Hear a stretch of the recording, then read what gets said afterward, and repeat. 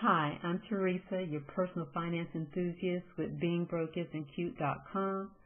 This episode is about wealth management planning, just like last week's episode was, but this week we're going to talk about getting started. Where do you begin? Last week we discussed who needs a budget, and we pretty much came up with pretty much everybody. If you aren't independently wealthy and mathematically unable to spend all the money you have by the time you die,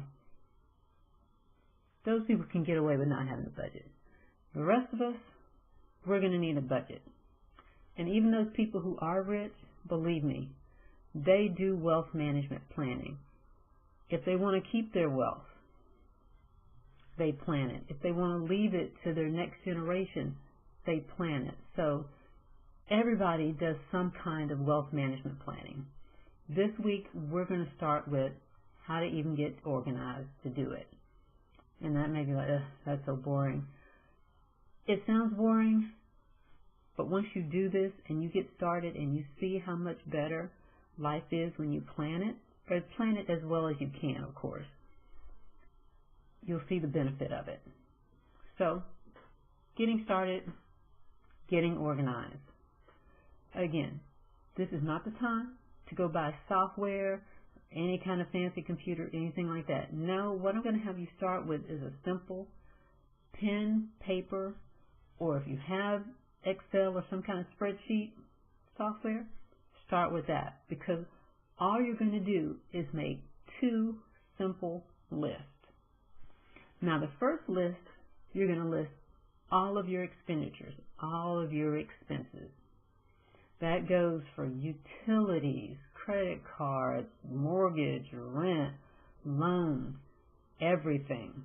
You're going to list all of this on one sheet of paper or one spreadsheet tab, however you want to do it. And you're going to have 5 columns, and you're going to get this information for each one of those expenses. You're going to come up with the name of the creditor. Who do you owe? Is it TXU? Is it your mortgage company? Is it your credit card company? Who do you owe? 2, what is the total balance of what you owe? Not the monthly payment or not the payment that you send in, but if you were to pay that amount off today, how much would you have to, what would you have to write that check out for? How much would you have to send them? That's the total amount owed. 3, you're going to give the minimum monthly payment. Again, this is not the amount that you send in. This is the minimum amount that creditor requires to keep from having to make a phone call and say, Miss Teresa, this is Macy's. We did not receive your payment. Why not? That's what you're trying to avoid. Whether that's $20, $25, $100, $500, that's what that is. The minimum monthly payments required to keep these people from calling you.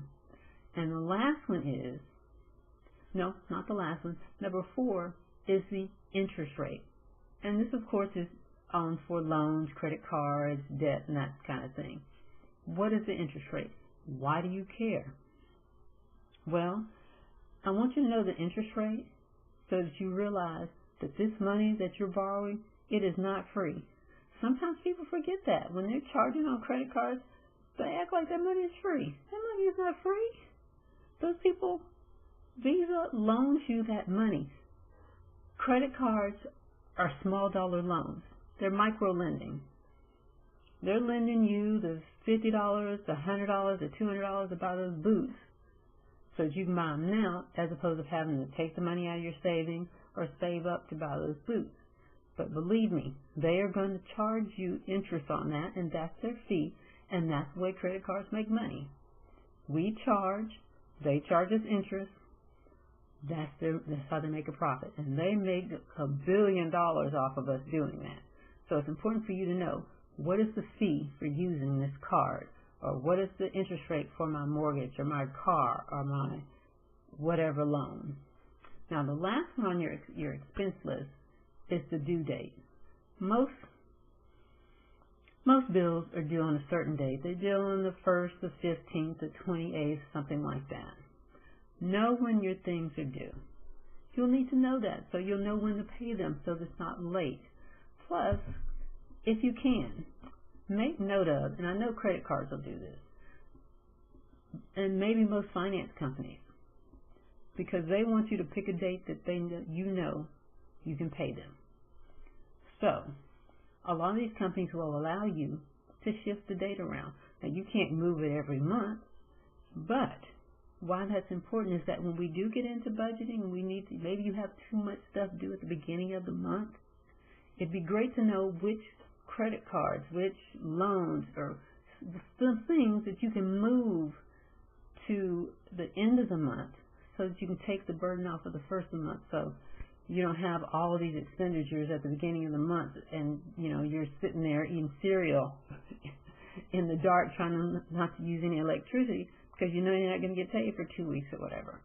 So on your first list, you're going to need the name of your creditor, the total amount owed, the balance, the minimum monthly payment that they require, the interest rate on any loans, and also the due date of the minimum payment. Now, when you get all of that compiled, whether it's 5 or 20, I want you to total 2 columns. I want you to total the amount owed, the balance owed, so that you will know the total amount of debt that you're in. And I want you to total the minimum monthly payment amount so that you will know how much the minimum amount due each month. This is the base amount that you need to make sure you pay all of these people so that nobody's calling you and nothing's being turned off. That's list number 1. The second list you're going to go to is your income. Now, like expenses, you're going to list every income source you have. Of course, job and wages, retirement, Social Security, alimony, child support, all of that. You're going to list everything, every source that you get income from. And you're going to need 4 things for this list. And this is, of course, this is a separate sheet of paper, so keep them on 2 separate sheets of paper. The first one is the source of the income, whether it's your job or retirement, again, Social Security, pension, that kind of thing. 2 is how frequently do you get paid, or how frequently does this money come in? Does it come in weekly, bi-monthly, monthly, quarterly, etc.? 3 is the amount of money that comes in, whether weekly. Let's say you get paid weekly $500. That's the amount you need to know. You get paid $500 a week. And then 4 is the calculated total monthly income. So again, you get paid $500 weekly, but that is $2,000 a month. That's the difference between those amounts. After you get that list done, I want you to total up that calculated monthly income. So that'll give you the total amount of money that comes in to you each month. Let me caution you about something. I want you to use income that is regular and consistent. I shy away from including bonuses, like annual bonuses or quarterly bonuses, monthly bonuses, because if your budget is based on you getting that bonus and something goes wrong, you're already in the hole. You're already in the hole. If you get a quarterly bonus of $2,000 and you wrote that in, and I'm going to pay this, and this when I get the bonus, what if the company has a bad quarter and they don't pay those bonuses? Or they have a rough quarter and maybe they cut the bonuses in half. Now your budget is screwed up as well. So let's not do that. I'd rather that money be extra, and you're able to do some extra things with it, than it be required, and then it doesn't come, and your budget is totally screwed. Your planning is completely off. So Let's not include bonuses, but we're going to include everything that comes in regularly on the spot. Okay? Now that you've got your two lists and you've totaled them, I want you to take your total income, subtract out your total expenses for the month, your total monthly income, your total expenses for the month, and then you're going to get a difference. And hopefully that difference is positive. That means that you make more income than your expenses. That would be the preferred. If it's not, that's okay, because we're going to address that also in some later episodes, but don't panic now, because the important thing the first thing I want you to do, no matter what your total is go back and review your list. Maybe set it aside for a day. If you've been working on it really hard, set it aside for a day, maybe 2 days, and then come back and review it and make sure that you've listed all your expenses, you've listed all the amounts correctly, you didn't transpose any numbers or put a 5 for a 2 or a 2 for a 5, and do your calculations again and just double check yourself. When you're sure that it's right, you are at your red dot moment. Whether that amount is negative or positive, you're at your red dot moment. So, what is a red dot moment? You know when you go to like places like Six Flags amusement park, Six Flags, I